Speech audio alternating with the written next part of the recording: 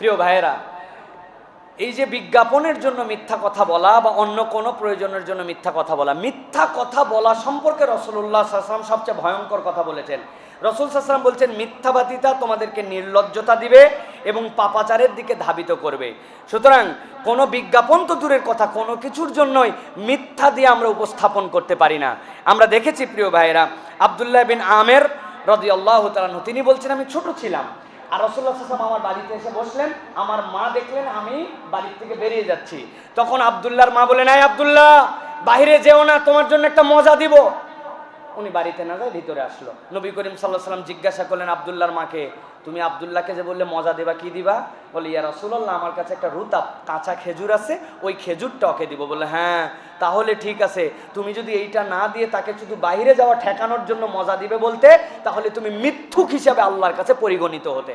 যেখানে মিথ্যার এই লেভেল পর্যন্ত নিষেধ করা হয়েছে, সেখানে আমরা বানায়া মিথ্যা ছড়াচ্ছি। বানায় বানায় আগে আমরা একটা প্লট তৈরি করছি, করার পরে অমুক অমুকে আমরা মিথ্যা বলেছি, এরপরে দেশে একটা হাইপ তৈরি হয়েছে, এরপরে ওই মিথ্যাকে আবার সাথে সাথে কারা মিথ্যার পাটে ছিলেন তাদেরকে লাইভে একের পর এক আমি অ্যাড করতেছি, ইনিও মিথ্যার পাট, ইনিও মিথ্যার পাট, ইনি মিথ্যার মূল পরিকল্পনাকারী। এই রমজান মাসে এর থেকে উপহাসমূলক কোনো কিছু হতে পারে না।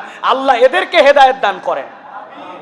আমি বলবো, আমার বার্তা যদি তাদের কাছে পৌঁছায়, এর মধ্যে কতকগুলো মানুষ ছিলেন যারা খেলোয়াড়ি জীবনের মধ্যেও আইকনিক জায়গায় গেছেন, তারা তাদের ইবাদত, বন্দেগী, ডেডিকেশন আপনারা হয়তো বুঝতে পারেন নাই। কখনো মিথ্যা করে এরকম করা যাবে না।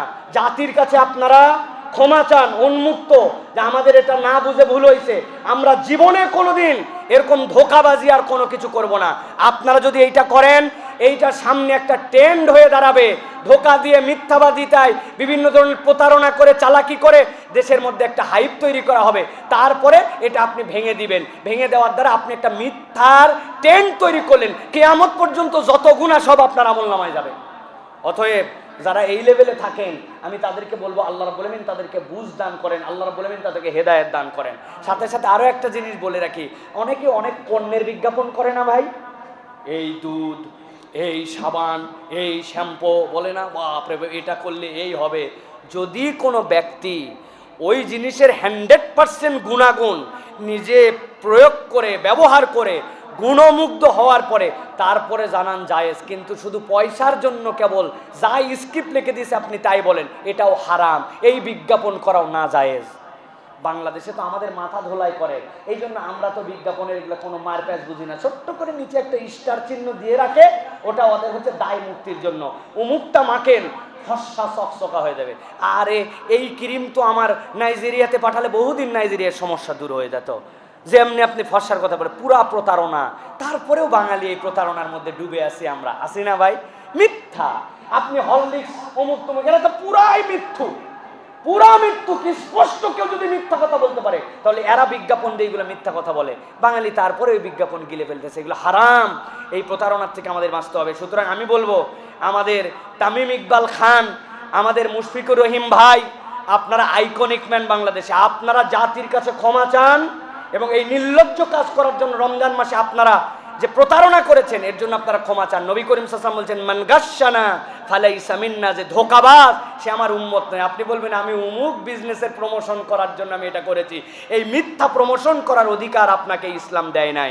হ্যাঁ, ইসলাম মানেন না, সেটা আপনার ব্যাপার। ইসলাম না মানে, আপনি তো, অনেকে তো মদও খাচ্ছে, গাঁজাও খাচ্ছে, আপনি যদি সেই রকম হন আমাদের কোনো বক্তব্য নাই, কিন্তু এই প্রক্রিয়াটা হারাম, এটা আপনাদেরকে স্পষ্ট করে বলা থাকলো। আর এরকম প্রতারণা করে কেউ যদি কোনো বিজ্ঞাপন করেন, মুসলমানরা সেইটাকে বয়কট করবে, সেটার সাথে মুসলমানরা যাবে না। পারবো না ইনশাআল্লাহ? আল্লাহ আমাদেরকে বুঝার তৌফিক দান করুন। আল্লাহ রাব্বুল আমিন বলেছেন, এত কড়া কথা কেন বললাম? আল্লাহ বলছেন, সুম্মা নাবতাহিল ফানাজআল লানাতাল্লাহি আলাল কাযিবিন। আল্লাহ রাব্বুল আলামিন যারা মিথ্যুক তাদের প্রতি লানত দিবেন, এটার প্রতি লানত আসবে। আল্লাহ আমাদেরকে হেদায়েত দান করুক, আল্লাহুম্মা আমিন। সন্তান জন্মগ্রহণ করে মারা গেলে সে সন্তান নাকি বাবা মাকে নিয়ে বেহেশতে যায়। তাহলে যে বাবা মা সন্তান পৃথিবীতে আসার আগে নষ্ট করে ফেলে, সে সন্তান কি বাবা মাকে নিয়ে বেহেশতে যাবে? প্রিয় ভাইয়েরা, কি সাংঘাতিক কথা। একটা হচ্ছে সন্তান আসছে, এরপরে সন্তান মারা গেছে। আল্লাহ রাব্বুল আলামিন এই সন্তানগুলোকে ইব্রাহিম আলাইহিস সালামের কাছে জমা রাখবেন। ইব্রাহিম আলাইহিস সালাম তাদেরকে দেখভাল করেন।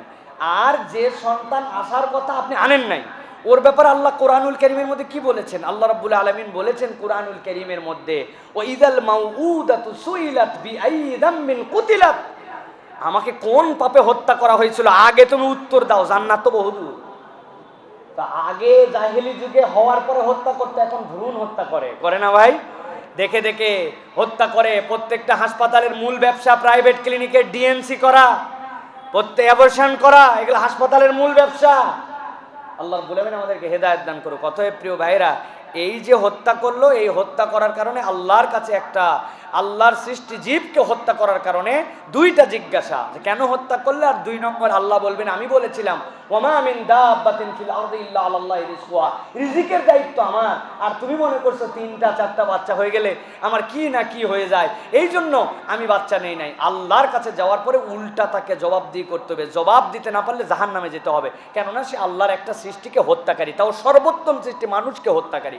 অতএব ভ্রূণ হত্যা অনেক সময় মানব হত্যা। আল্লাহ আমাদেরকে বোঝার তৌফিক দান করেন, বলেন আল্লাহুম্মা আমিন। আল্লাহ রাব্বুল আলামিন আজকে আমাদের আশা বসাকে কবুল করেন। আল্লাহ রাব্বুল আলামিন যে কথাগুলো বললাম, এই কথাগুলোর উপর আমাদেরকে আমল করার তৌফিক দান করেন। হাযা মা ইনদি ওয়াল ইলমু ইনদাল্লাহ, সুবহানাকাল্লাহুম্মা বিহামদিকা, আশহাদু আল্লা ইলাহা ইল্লা আনতা আস্তাগফিরুকা ওয়া আতুবু ইলাইক। আসসালামু আলাইকুম ওয়া রাহমাতুল্লাহি ওয়া বারাকাতুহু।